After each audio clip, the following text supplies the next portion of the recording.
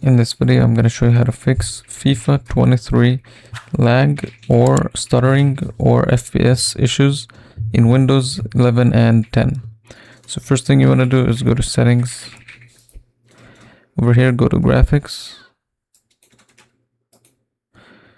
Make sure you turn this option on and then find the game over here. If you don't find it, just click add desktop app and then select the exe game.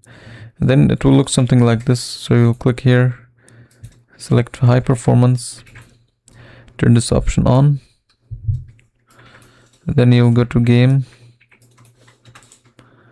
mode and turn on game mode. Then go to display and then select your display. Down here under scale, make sure you select the recommended option.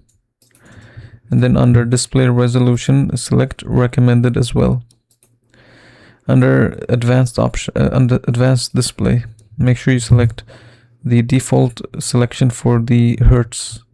So whatever's default, just keep it at the same settings. Just don't change it. And then you will just do the same thing for the other screen if you have another screen. And then you can just go here and type in date and time. So under date and time, make sure you select the correct date and time. Fix the time zone and everything. Turn on time zone, turn on time automatically. And then after you're done, click sync now. Then you can close this down and then go to NVIDIA. So in the NVIDIA app, you can go to drivers and update the driver. So if you don't have NVIDIA, if you have, let's say, AMD, then you just go to AMD software and do the same thing. Or you can go to device manager.